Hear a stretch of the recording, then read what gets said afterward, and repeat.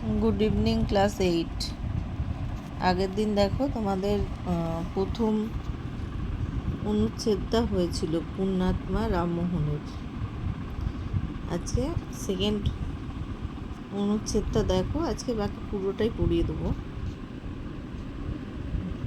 এখান থেকে হবে দেখো, তদা সতীদাহ ইতি নাম্নী একা সামাজিক কুপ্রথা ভারতবর্ষে প্রচলিতা। তাহলে আগের দিন বলা হয়েছিল যে বিভিন্ন কুসংস্কার সেই সময়ে বঙ্গে এবং ভারতবর্ষের সর্বত্র চলতো এবং সেটা হতো মানুষের জ্ঞানের অভাবের কারণেই মানুষ সেগুলো পালন করত। সেই কুপ্রথাগুলো চলতো সমাজে। সে সময় তোমরা জানো যে রাজা রামমোহন রায়, বিদ্যাসাগর আরও নানা মনীষীরা ছিলেন যারা এই কুসংস্কার দূরীকরণে এগিয়ে এসেছিলেন, শিক্ষার বিস্তারের জন্য এগিয়ে এসেছিলেন। বিশেষ করে নারী শিক্ষার উপর বিশেষ জোর দিয়েছিলেন তারা। তদা সতীদাহ ইতি নাম্নী একা সামাজিক কুপ্রথা ভারতবর্ষে প্রচলিতা। বলছে যে সতীদাহ এই নামের একটা সামাজিক কুপ্রথা, খারাপ প্রথা সমাজে প্রচলিত ছিল। তোমরা জানো সতীদাহ হচ্ছে যখন কোনো মেয়ের স্ত্রী বা রমণীর স্বামী যখন মারা যায় তখন সেই রমণীকে স্বামীর চিতাতেই জ্যান্ত অবস্থায় দাহ করা হয়, তাকেই সতীদাহ বলা হয়।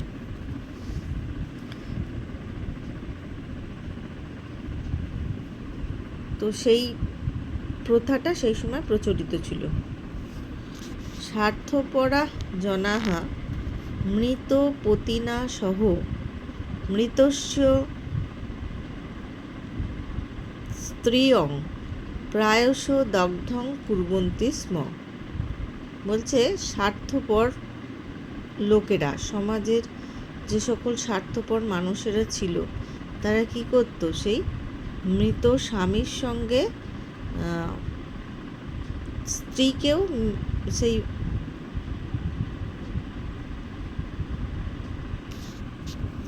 চিতাতে, মানে স্বামীর চিতাতে দগ্ধ করা হতো। বেশিরভাগ সময় এটা করা হতো। অর্থাৎ স্বামী মারা গেলে যেন স্ত্রীর আর বেঁচে থাকার অধিকার থাকতো না। ঈদৃশং নারী নির্যাতনং দূরীকরণায়, এইরকম স্ত্রীলোকদের প্রতি হওয়া নির্যাতন, অত্যাচার দূরীকরণায় মানে দূর করার জন্য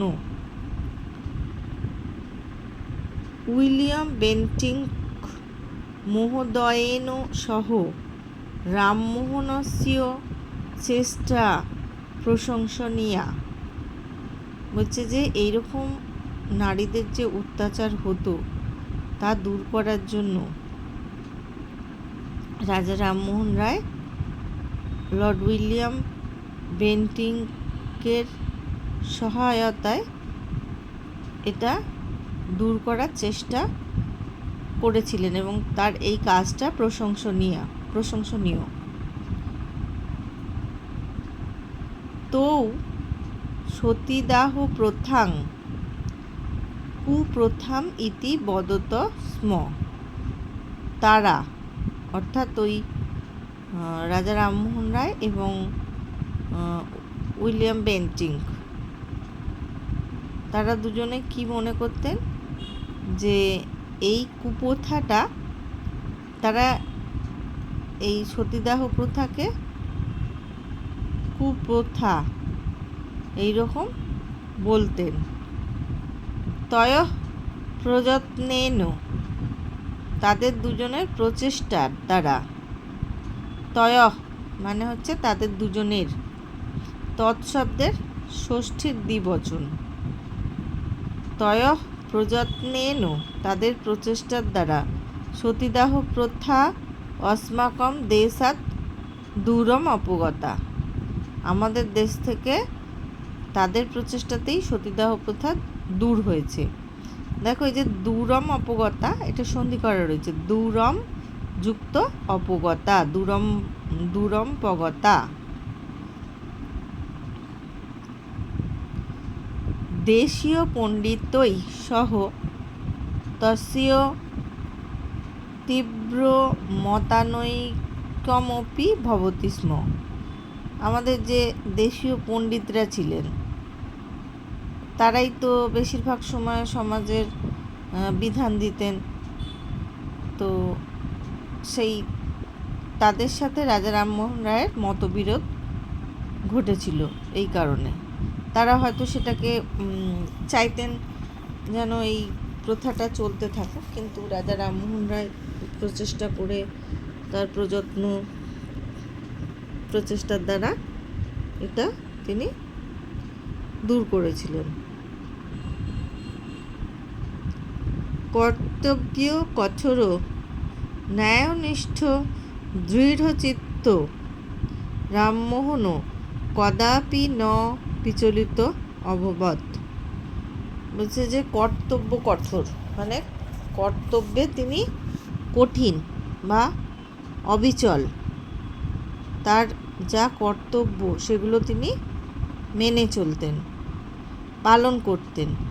আর ন্যায়নিষ্ঠ, সঠিক পথটাকে তিনি অবলম্বন করতেন। দৃঢ়চিত্ত, তার মন দৃঢ়, সংকল্প অর্থাৎ তিনি যেটা ভাবতেন যে এটা করা উচিত সেটাই তিনি করতেন।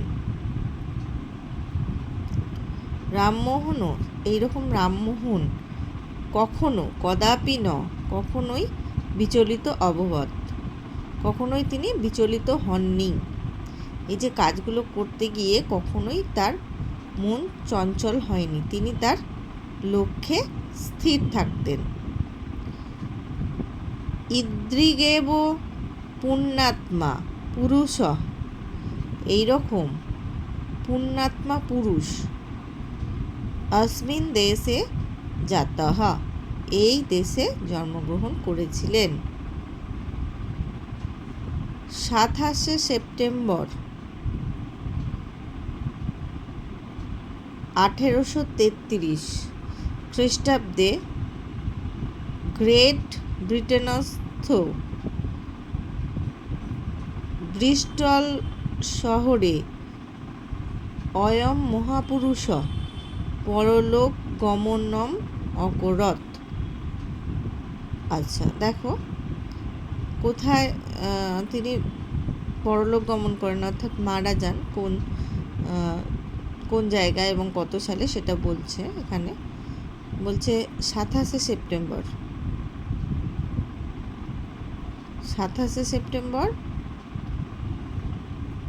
1833 খ্রিস্টাব্দে তিনি গ্রেট ব্রিটেনের ব্রিস্টল শহর, সেই ব্রিস্টল শহরে এই মহাপুরুষ শ্রেষ্ঠ পুরুষ তিনি পরলোক গমন করেছিলেন। ধন্য অস্মাকং ভারতবর্ষ, আমাদের এই ভারতবর্ষ ধন্য। ধন্যাঞ্চ বয়ং ভারতীয়, এবং আমরা ভারতবাসী হিসাবে ধন্য। তাহলে এটা পুরো পড়া হয়ে গেল। তোমরা এখান থেকে যে প্রশ্নগুলো পড়বে, তোমাদের তো সংস্কৃততে সেইভাবে সংস্কৃত ভাষায় প্রশ্ন থাকে না পরীক্ষায়, তো বাংলা ভাষাতেই তোমরা যে প্রশ্নগুলো করবে, রাজা রামমোহন রায় কোথায় জন্মগ্রহণ করেন, কত খ্রিস্টাব্দে জন্মগ্রহণ করেন, আহ, তিনি সতীদাহ প্রথা রোধ করেছিলেন কার সাহায্যে বা কার সহায়তায়, তারপর তিনি কোথায় কত খ্রিস্টাব্দে পরলোক গমন করেন, তার প্রধান একটি সমাজ সংস্কারকমূলক কাজ, মোটামুটি এই প্রশ্নগুলোই তোমরা এই গল্পটা থেকে করবে।